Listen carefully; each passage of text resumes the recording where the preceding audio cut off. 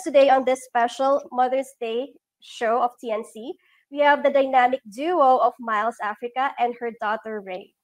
Miles Africa graduated BS in Interior Design in PSID and the La Salle University College of St. Benilde. She is a mother of three beautiful children, a supportive and loving wife to her husband, and also a paw parent. Her hobbies are photography, arts and crafts, singing, ballroom dancing, theatrical plays, cooking, and reading books, as well as sports like golf, swimming, badminton, and running. They own a general construction company specializing in high rise buildings, such as schools, hospitals, and a lot more. But her business is an event styling company named Styled by Miles. She caters weddings, debuts, corporate and school events, product launches, and activations. She designs stages, photo walls, entrance arches and or tunnels, ceilings, and table setups.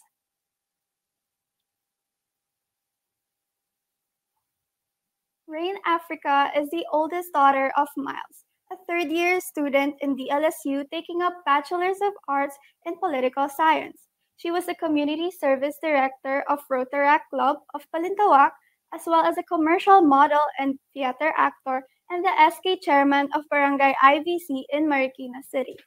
Her hobbies include reading, watching rom-com movies, exercising, swimming, volleyball, and playing video games. She was exposed to being a public servant from her family, which led her to pursue her passion to be of service for others, and has been involved with helping and volunteering in different communities, especially the youth. Ladies and gentlemen, Miles Miles and and Rain.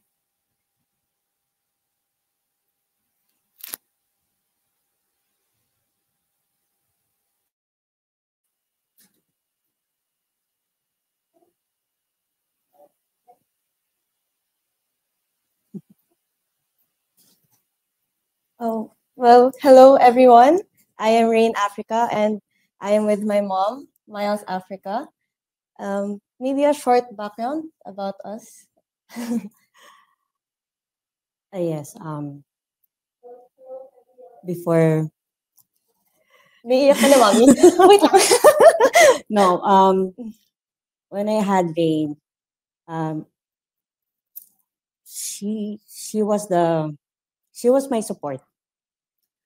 Um, she became my strength in, ano ba? Hindi ko alam. Kasi siya yung nag-change ng aking perspective in terms of having having a having this anxiety and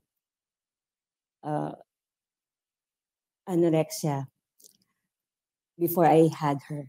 So when we were given a chance na to get pregnant and have her, everything changed. So I want to say thank you. Kasi ikaw yung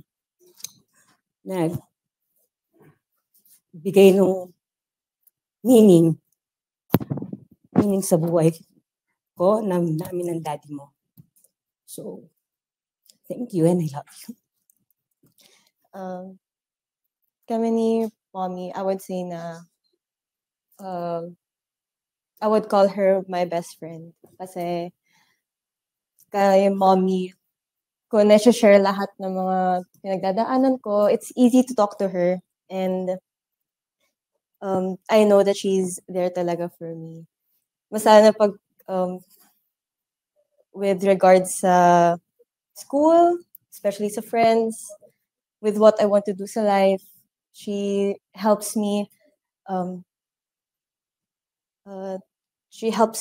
what I truly want talaga sa life. And especially ngayon sa work ko with being an SK chairperson, it's not easy with juggling it sa school. So I find support din kay mommy. Sa kanya ko din kinukuha lahat ng strength ko. Kasi I know na siya lang din yung nandyan for me. Well, nandyan din naman si dad. Pero si mommy talaga yung kaya kong kausapin sa mga gusto kong ilabas. And ayun.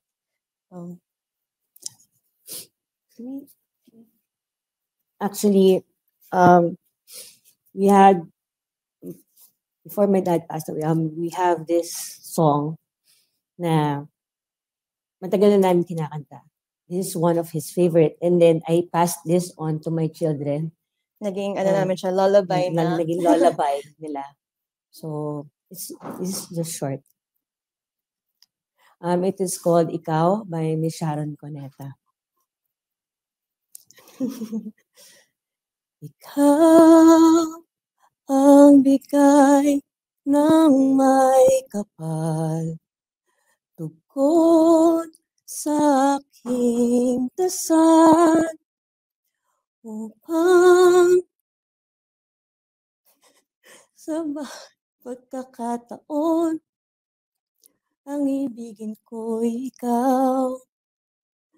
Ikaw ang tanglaw sa aking mundo, kabiyak nitong puso ko.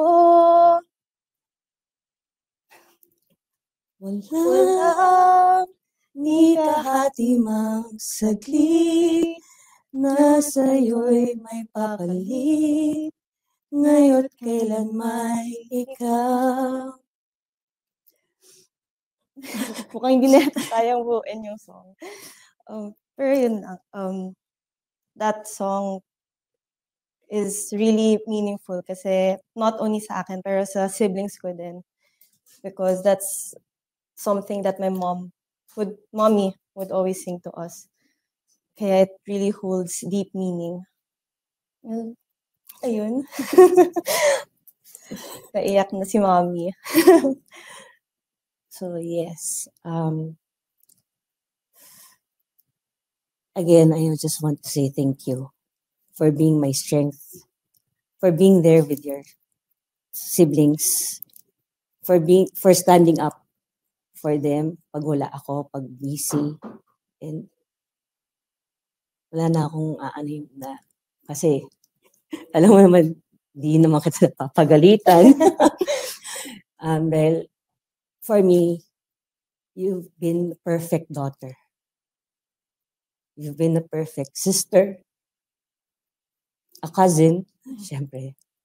Standing up, being a mom also to your youngest sister. Kaya, masyadong so thankful and so proud sa mga narating mo ngayon and to your future aspirations pa. I would also just like to say thank you lang din kasi syempre, if narating ako dito dahil sa iyo eh. You helped me ever since.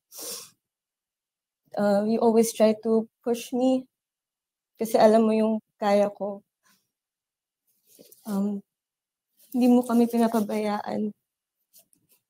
Kami nila Ash, nila Air. And you always believe in us. Kaya nakakaya namin gawin lahat ng gusto namin kasi you believe in us. Kaya gusto ko lang din mag-thank you. And I really love you, Mommy. Kala naiyak na.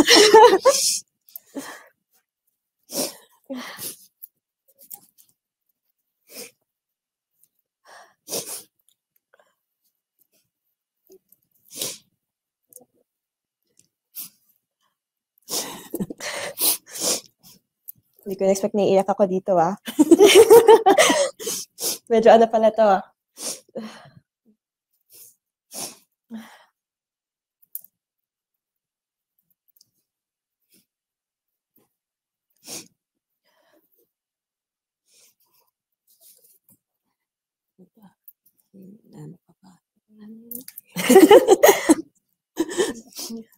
There.